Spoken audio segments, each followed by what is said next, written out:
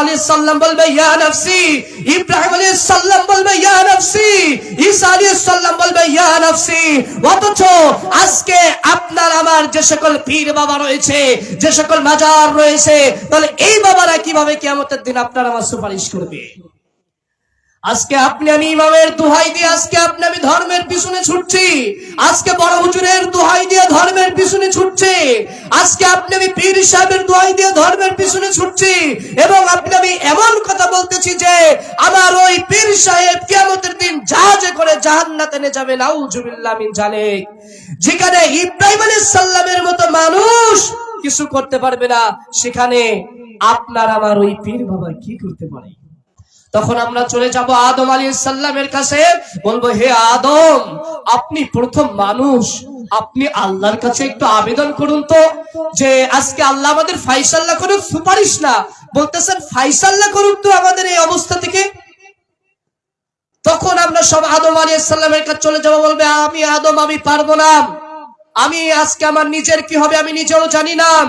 এরপরে চলে যাব নূহ আলাইহিস সালামের কাছে, নূহ আলাইহিস সালাম আমাদের এভাবে তাড়িয়ে দিবেন, তিনি বলবেন আমার কি হবে আমি নিজেও জানি না।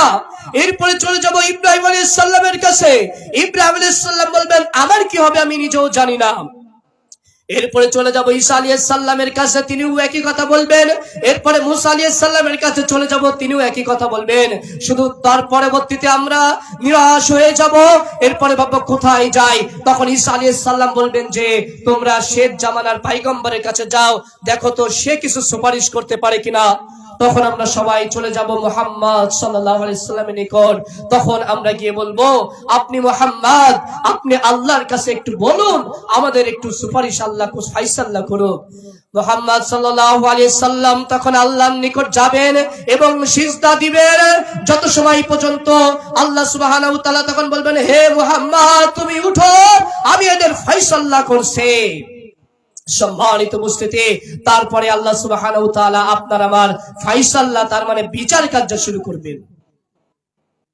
সব মানুষ ইয়া নাফসি বলবে, আদম আলাইহিস সালাম বলবে ইয়া নাফসি, ইব্রাহিম আলাইহিস সালাম বলবে ইয়া নাফসি, ঈসা আলাইহিস সালাম বলবে ইয়া নাফসি। অথচ আজকে আপনার আমার যে সকল পীর বাবা রয়েছে, যে সকল মাজার রয়েছে, তাহলে এই বাবারা কিভাবে কিয়ামতের দিন আপনার আমার সুপারিশ করবে? আজকে আপনি আমি ইমামের দোহাই দিয়ে আজকে আপনি আমি ধর্মের পিছনে ছুটছি, আজকে বড় হুজুরের দোহাই দিয়ে ধর্মের পিছনে ছুটছি, আজকে আপনি আমি পীর সাহেবের দোহাই দিয়ে ধর্মের পিছনে ছুটছি, এবং আপনি আমি এমন কথা বলতেছি যে আমার ওই পীর সাহেব কিয়ামতের দিন জাহাজে করে জান্নাতে নিয়ে যাবে, নাউজুবিল্লাহ মিন জালিক। যেখানে ইব্রাহিম আলাইহিস সালামের মতো মানুষ কিছু করতে পারবে না, সেখানে আপনার আমার ওই পীর বাবা কি করতে পারে?